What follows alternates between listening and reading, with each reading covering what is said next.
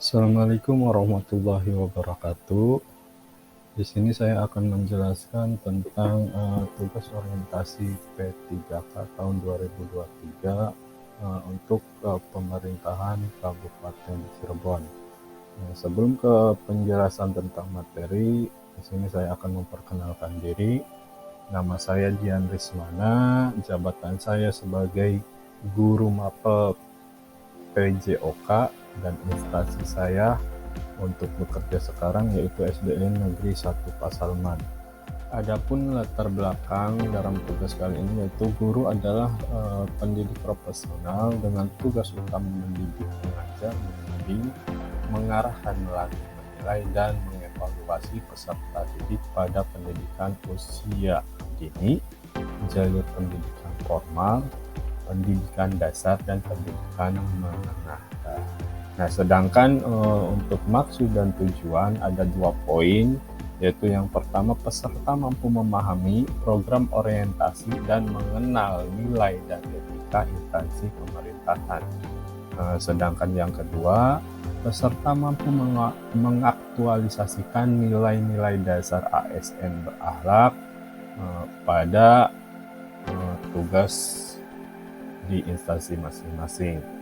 Nah, sedangkan waktu dan tempat dalam pelaksanaan orientasi yang diadakan dari tanggal 13 November 2023 sampai 30 November 2023, adapun pelaksanaan ini dilakukan melalui pembelajaran daring dengan format sinkronus melalui Gmeet, dan asinkronus melalui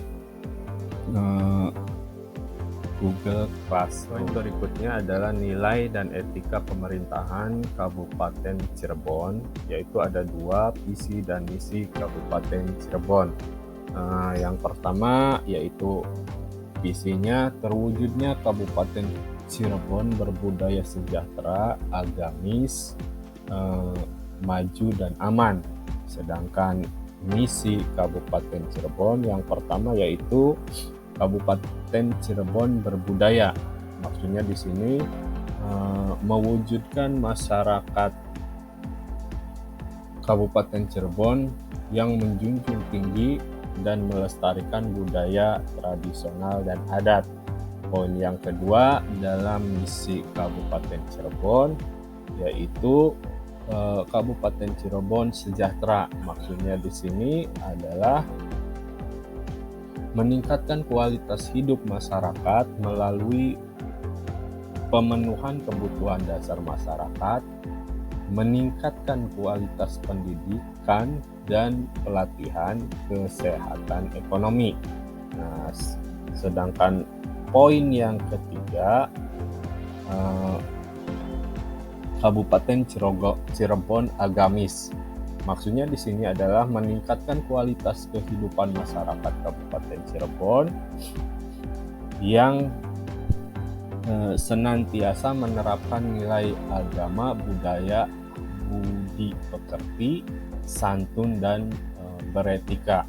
Sedangkan poin yang keempat dalam misi Kabupaten Cirebon yaitu Kabupaten Cirebon maju.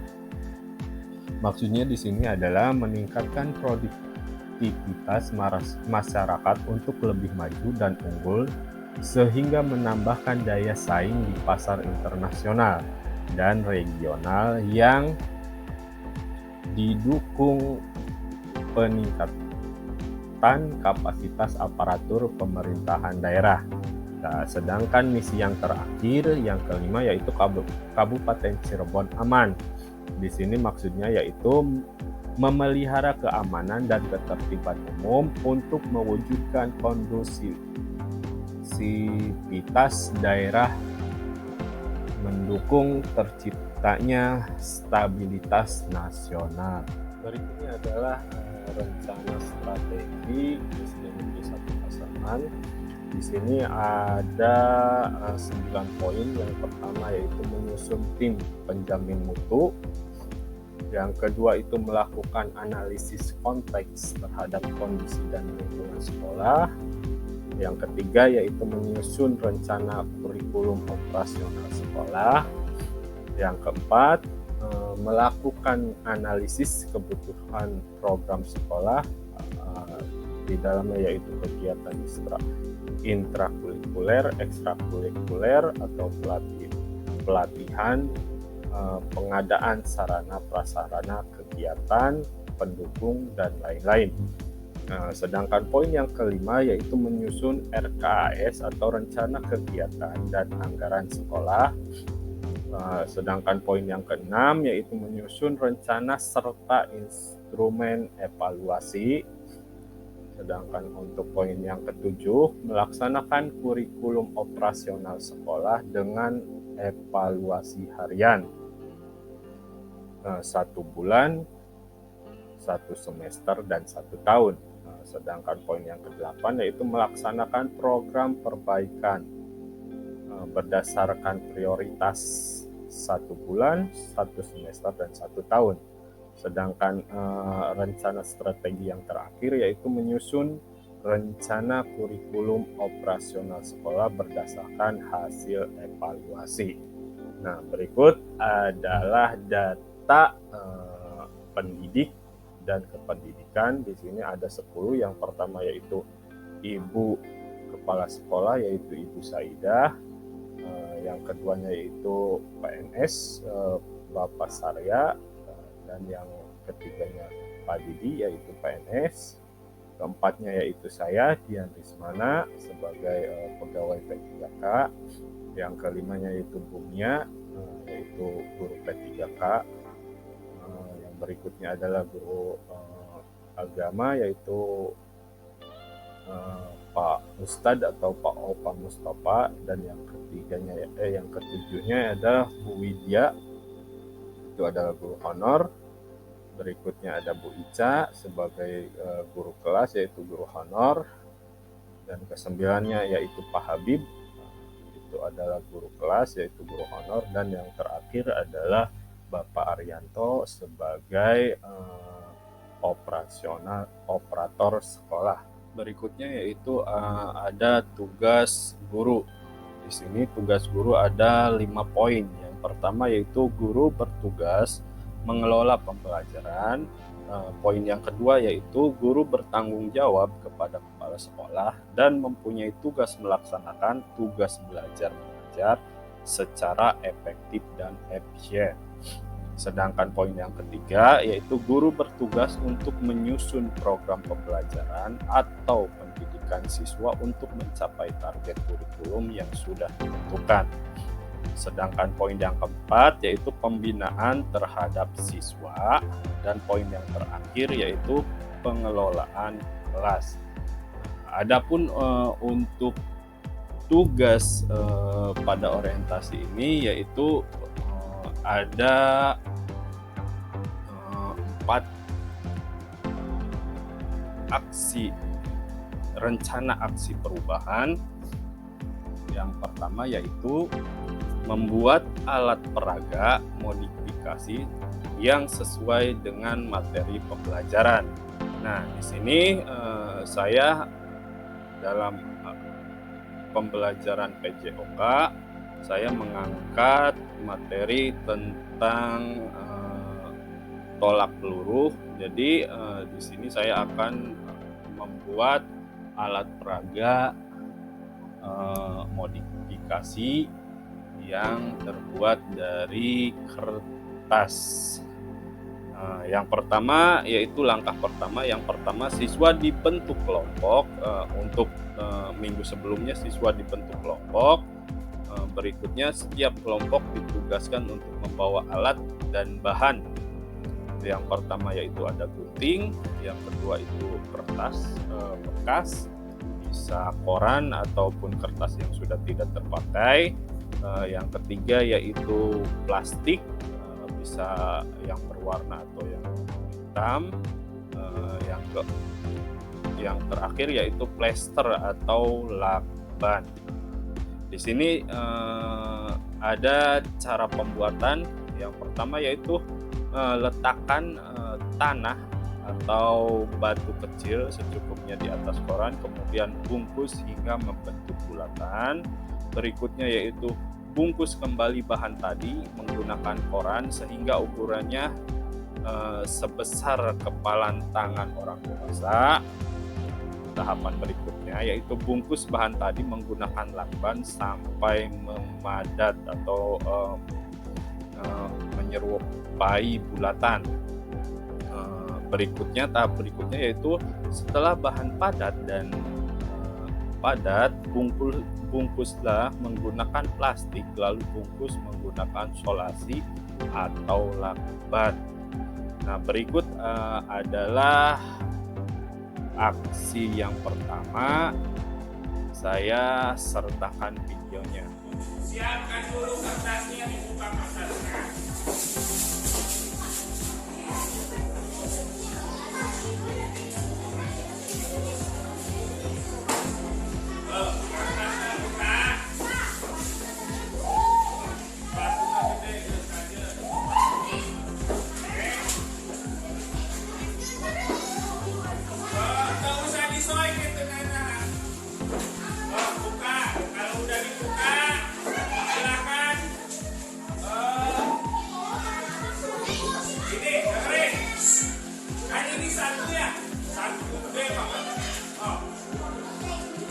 Silakan kamu lipat dulu aja.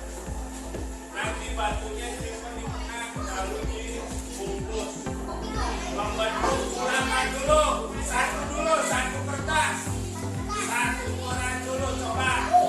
Ulang itu satu koran.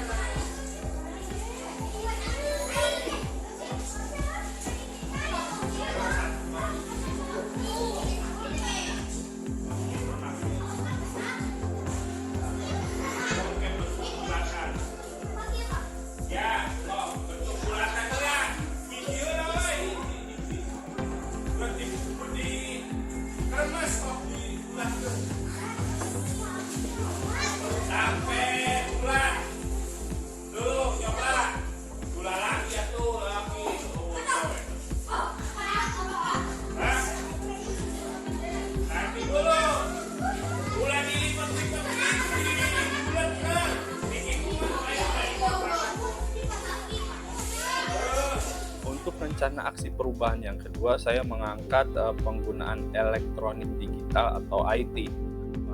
Menurut Fatur Rahman dan Sutikno 2010 mengemukakan 6 fungsi media dalam pembelajaran, yaitu yang pertama meningkatkan motivasi belajar peserta didik, yang kedua mengingatkan kembali peserta didik atas materi ajar yang telah dipelajari sebelumnya.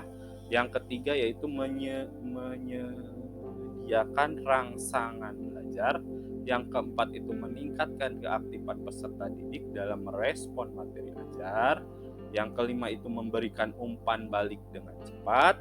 Dan yang terakhir yaitu yang keenam, menyediakan berbagai latihan yang sesuai dengan materi ajar bagi peserta didik. Nah, pengertian media teknologi dalam pembelajaran, perkembangan pusat dari teknologi informasi dan komunikasi TIK pada era industri 4.0 dewasa ini semakin meningkatkan literasi teknologi informasi pada semua aspek kehidupan manusia. Masyarakat Indonesia semakin mengenal adanya komputer, internet, smartphone, aplikasi media sosial, dan berbagai teknologi lainnya yang memudahkan masyarakat dalam mengakses informasi dengan cepat dimanapun dan kapanpun. Nah, di sini ada pun elektronik digital yang saya gunakan dalam pembelajaran, yaitu yang pertama ada laptop, yang kedua adalah proyektor, yang ketiga adalah video YouTube. Nah, di sini ketiga alat ini saya gunakan untuk pembelajaran yang bertujuan untuk memudahkan guru dalam menyampaikan pembelajaran. Nah, berikut adalah video yang saya terapkan penggunaan elektronik digital sebagai berikut. Ada gambar yang udah tampil. Nah, apa yang anak-anak pikirkan setelah melihat gambar ini? Hah?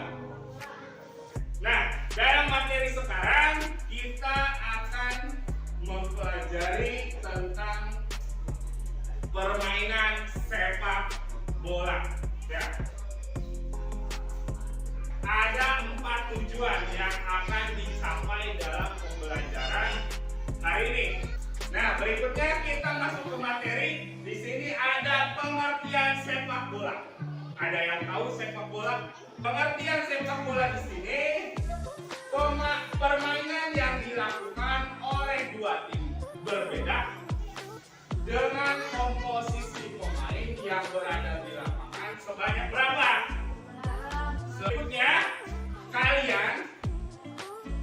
kalian akan menyaksikan video pembelajaran. Silakan kalian simak dengan baik. Nah, silakan amati ya.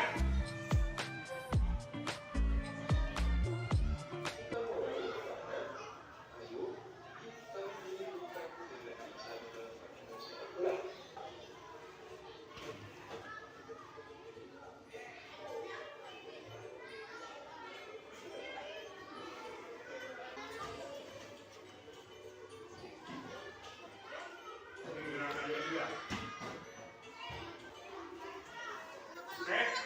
Nah, itu adalah videonya. Di video tersebut ada yang ditanyakan? Oh, silakan. Alfian? Apa itu contohnya yang kamu ketahui? Oke, berlari. Salah satu contoh gerakan lompat.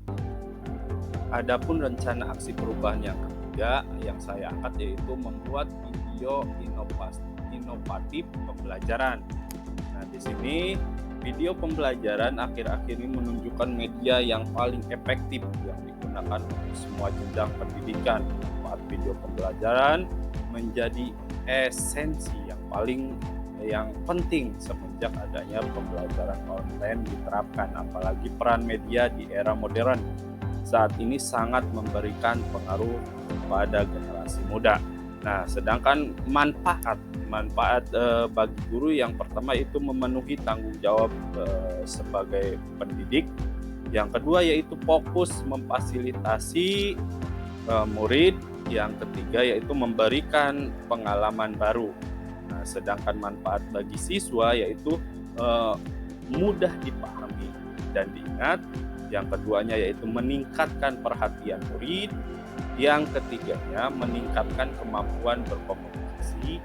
Yang keempatnya lebih fleksibel. Yang kelimanya membantu pengerjaan tugas dan PR. Nah, sedangkan untuk bahan dan alat pembuatan video inovatif ini, yang pertama yaitu kamera digital untuk merekam.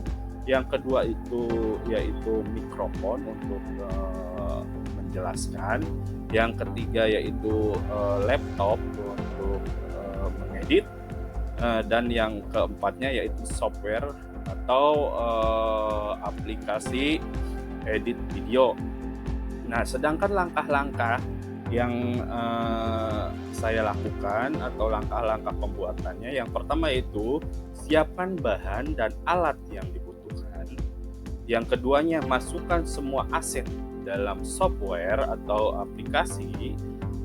Yang ketiganya atur timeline sesuai dengan rancangan video.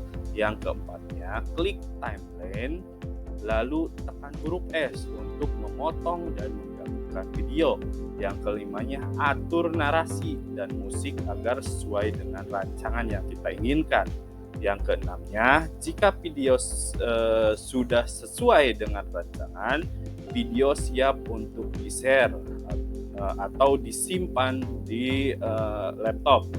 Nah, yang ketujuhnya, tahapan ketujuhnya yaitu pilih resolusi yang diinginkan lalu klik next sampai proses render selesai. Setelah itu kita bisa mengupload video tersebut di jejaring sosial atau YouTube. Nah, berikut adalah hasil video atau pembuatan karya inovatif yang saya lakukan. Kita membahas tentang permainan sepak bola. Dalam permainan sepak bola, keterampilan dasar menghentikan bola menjadi keterampilan yang harus dikuasai. Menghentikan bola bermanfaat untuk mengurangi kekuatan atau kecepatan bola yang sedang melaju. Nah, langsung saja ke tujuan dalam pembelajaran kali ini. Ada 2 poin. Peserta didik mampu menjelaskan kombinasi gerak dasar cara menendang, menggiring, dan menghentikan bola dalam permainan bola sepak.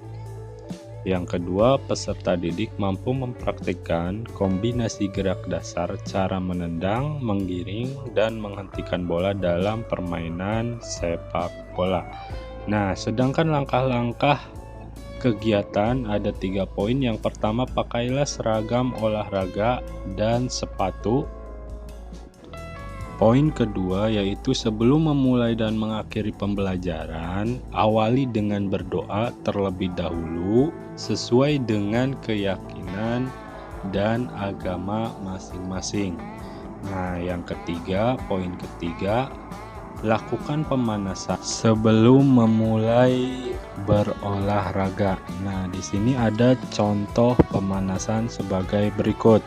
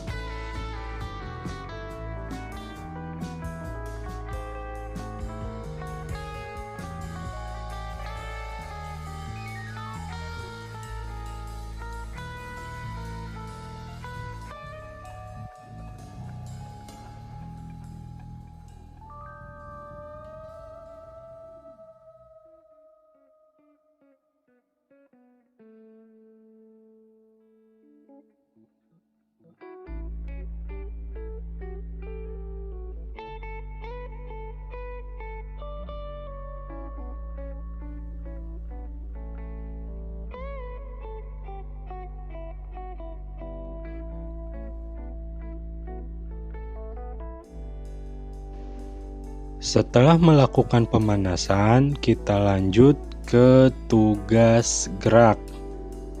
Nah, di sini tugas gerak kalian melakukan latihan menggiring dan menghentikan bola dengan memakai rintangan. Langsung saja ke gerakannya sebagai berikut.